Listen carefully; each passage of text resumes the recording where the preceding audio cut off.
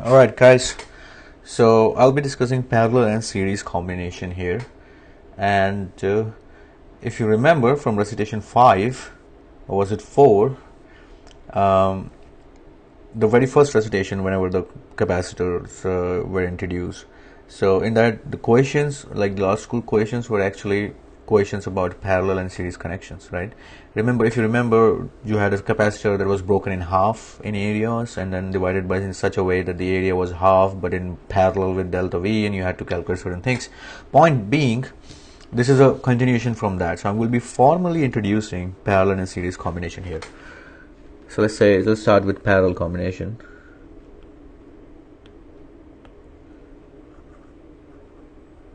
Parallel.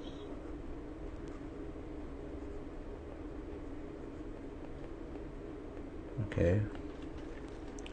We say that two capacitors are in parallel when, let me just, right, so we've got one capacitor here and another capacitor right here. I'm going to call it C1 and this guy is C2. Okay, they're in parallel when you have, okay, just hold on a minute. So I've got a battery right here. Okay, let's say this battery applies delta V potential difference, and then between the 2 points, the 2 terminals of C2, you have delta V2, and between the 2 points, the 2 terminals of C1, you've got delta V1. Now you might have already know this, but from this picture you can see that this must be the case, equals to delta V2. This is the definition of these two capacitors being in a parallel combination. When two things are in parallel combination, the potential difference across the two things is the same as is same. So delta V1 equals to delta V2, and we know that those two things are equal to delta V. Right, so this is what parallel combination is. This is what defines a parallel combination. Okay, now you've got delta V right here, right, and then let's say I've got charge Q1 in C1. Let's make this guy bigger, bring it over here. So Q1 charge is on C1 and Q2 charge on C2. Now I will try to find a equivalent capacitance of this combination. So when I say equivalent capacitance, what do I mean by that, right? So what I'm trying to do is, instead of having two capacitors in parallel, I want to replace the whole setup with single capacitor, and its capacitance is C equivalent. Now C equivalent is the equivalent capacitance of two capacitors being in a parallel combination, right? So this I want something, I want this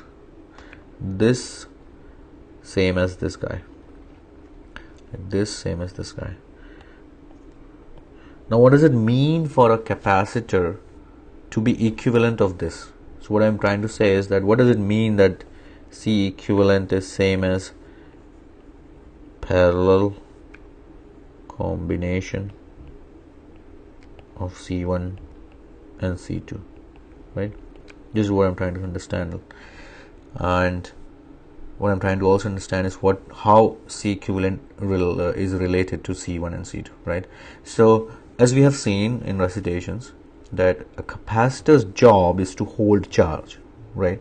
So if I say that whatever charge is held by C1 and C2, if I replace C1 and C2 with one single capacitor, and it can also hold that amount of charge, that means that my job will be done, right? Because that's what it means by equivalent capacitance. That capacitance should be same as So should be able to hold the same charge as C1 and C2 can. So what I'm trying to say is that, let's say, so we have got Q1 charge on C1 and Q2 charge on C2. So let's say Q equivalent is the charge on C equivalent. So whatever charge is held by C equivalent should be same as held by C1, should be same as held by C2. So Q equivalent should be equal to Q1 plus Q2. Now we know that charge is related to capacitance and voltage using this equation. Okay, that means Q1 is equals to C1 delta V1 and Q2 is equals to C2 delta V2. This means, well, also Q equivalent is equal to C equivalent times delta V, and this is because his delta V, because potential difference is delta V across C equivalent. Now I replace Q equivalent Q1 and Q2 in this equation, and I get C1 delta V1, sorry, should be C equivalent delta V should be equal to C1 delta V1 plus C2 delta V2. Okay, and using this delta 1 and V1 is equals to delta V2 is equals to delta V, I can replace V1 delta V1 by delta V and delta V2 by also delta V. Now I divide both sides by delta V and I get this.